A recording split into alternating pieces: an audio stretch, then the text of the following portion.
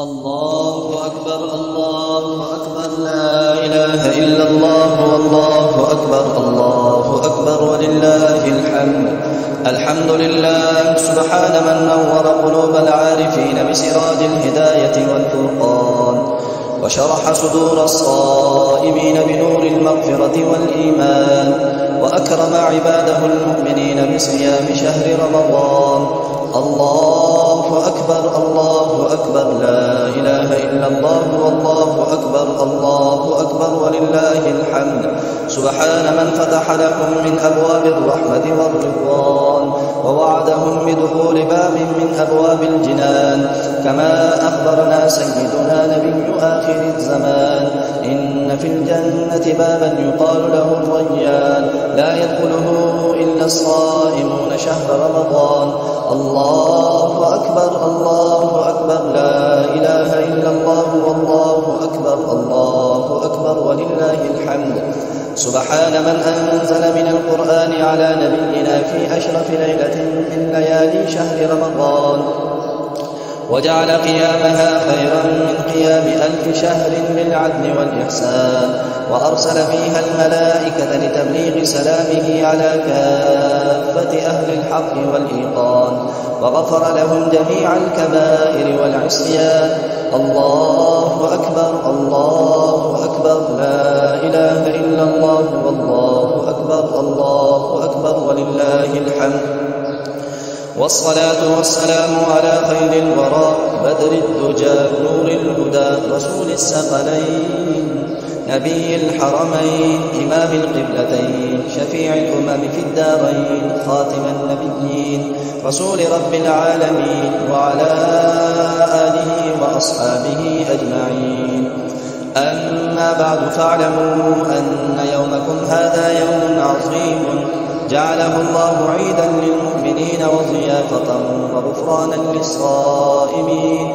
أدوا فيه صدقاتكم عن كل صغير وكبير نصف صاع من بر أو صاع من تمر أو شعير. صدقة الفطر واجبة على كل حر مسلم له نصاب فاصل عن حوائجه الأصلية. الله أكبر الله أكبر لا إله إلا الله والله أكبر الله أكبر ولله الحمد.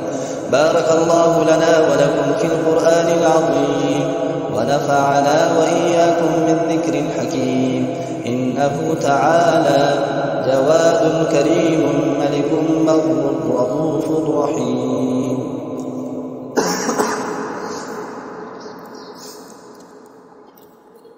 الحمد لله وكفى وسلام على عباده الذين اصطفى، خصوصا على سيد الأولين والآخرين شفيع المذنبين وخاتم النبيين رسول الرحمة ونبي السلام وإمام الهدى محمد المصطفى والمجتبى، وعلى آله وأصحابه شموس الفضل وعلام الهدى، وعلى من اهتدى بهديهم واستنى بسنتهم ونهج منهجهم ونحى نحوهم وترسم خطاءهم من الأئمة المجتهدين والمفسرين والمحدثين والعلماء الربانيين والمجاهدين إلى يوم الجزاء.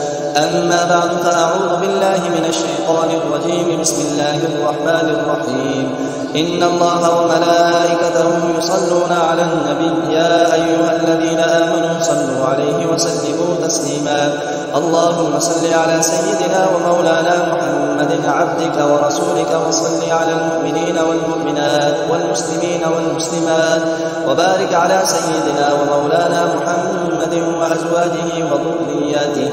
قال النبي صلى الله عليه وسلم: أرحم أمتي بأمتي أبو بكر، وأشدهم في أمر الله عمر، وأصدقهم حياء عثمان، وأقضاهم علي، وفاطمة سيدة نساء أهل الجنة، وهمزة أسد الله وأسد رسوله رضوان الله تعالى عليهم أجمعين.